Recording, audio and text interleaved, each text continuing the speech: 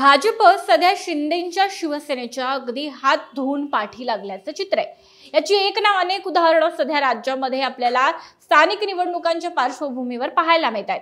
आता तर भाजपचे जिल्हाध्यक्ष शिंदेंच्या आमदाराला थेट जाहीरपणे धमकी देऊ लागलेत। म्हणजे काय प्रकारचं दबाव तंत्र सुरू आहे ते बघा।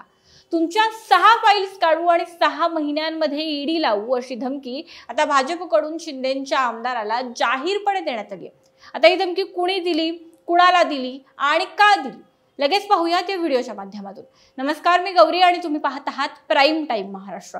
सुरुवातीला एक महत्त्वाची आठवण, तुम्ही जर अजूनही आमचं चॅनल सबस्क्राइब केलं नसेल तर ते जरूर करा। तर कोल्हापुरातील राजकीय वातावरण सध्या चांगलंच तापलंय आणि त्यातूनही महायुतीमध्ये तणाव वाढलाय। भाजपचे कोल्हापूरचे जिल्हाध्यक्ष राजवर्धन नाईक निंबाळकर यांनी शिरोळचे शिवसेनेचे सहयोगी आमदार राजेंद्र पाटील यड्रावकर यांना थेट जाहीर दम दिलाय। तुमच्या भ्रष्टाचाराच्या 6 फाईली माझ्याकडे तयार आहेत।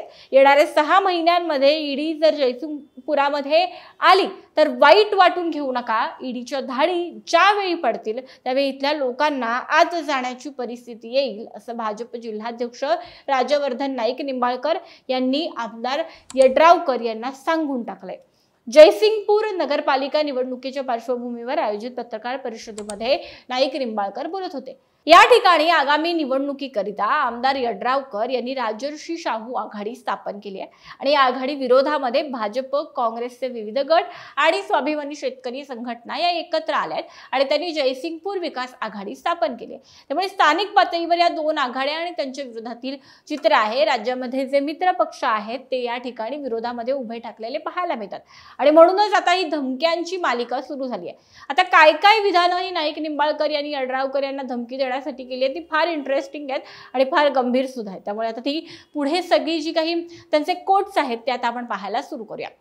राजवर्धन नाईक निंबाळकर असं म्हणाले की विद्यमान आमदारांनी सध्या प्रत्येक पक्षाचे कार्यकर्ते फोडायचं काम सुरू केलंय। भाजपचेही कार्यकर्ते फोडण्याचा त्यांनी प्रयत्न केला, पण लक्षात ठेवा, मी भाजपचा जिल्हाध्यक्ष आहे, माझा मुख्यमंत्री आहे। येणाऱ्या काळामध्ये भाजपला डिवचणाऱ्यांचं उत्तर 6 महिन्यात देण्यात येईल। नाही दिलं तर जिल्हाध्यक्ष नाव लावणार नाही। आमदाराला एक जिल्हाध्यक्ष धमकी देतोय। तुमच्या भ्रष्टाचाराच्या 6 फाईली माझ्याकडे तयार आहेत। येणाऱ्या 6 महिन्यांमध्ये ईडी जयसिंगपुरामध्ये आली तर वाईट वाटून घेऊ नका। ईडीच्या धाडी ज्यावेळी पडतील त्यावेळी इथल्या लोकांना आत जाण्याची वेळ येईल, असा इशारा नाईक निंबाळकर यांनी दिला। अजून संपलेलं नाहीये, पुढेही ऐका।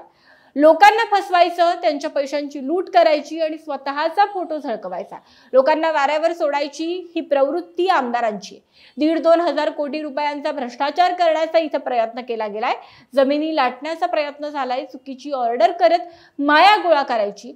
पण हे लक्षात ठेवा की ये नगरपालिका अब तो झाकी है, 2029 अभी विधानसभा बाकी है, असं म्हणत राजवर्धन नाईक निंबाळकर यांनी थेट पुढील विधानसभेसाठी सुद्धा राजकारणाचे संकेतच दिले नाही आहेत तर धमकी सुद्धा दिली आहे। एक जिल्हाध्यक्ष थेट आमदाराला कुठल्या हद्दीपर्यंत घाबरवू शकतो याचं उदाहरण आता पुढील वाक्यांमध्ये दिसेल।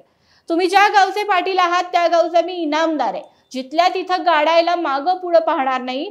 शांत सुरळीत निवडणुका पार पडल्या पाहिजेत, दहशतीखाली दडपशाहीखाली काम चालणार नाही, असा दम नाईक निंबाळकर, राजवर्धन नाईक निंबाळकर यांनी आमदार यड्रावकर यांना भरलेला आहे। अशा प्रकारे कोल्हापुरामध्ये सध्या महायुतीतील वातावरण गरम झालंय। मी आता अधिकचं काही न बोलता थेट तुम्हालाच विचारते, काय वाटतं हे सगळं ऐकून? शिंदेंच्या शिवसेनेच्या मुळावर घाव घालण्याची पद्धतशीर तयारी स्थानिक निवडणुकांपासून राज्यभर भाजप करते का?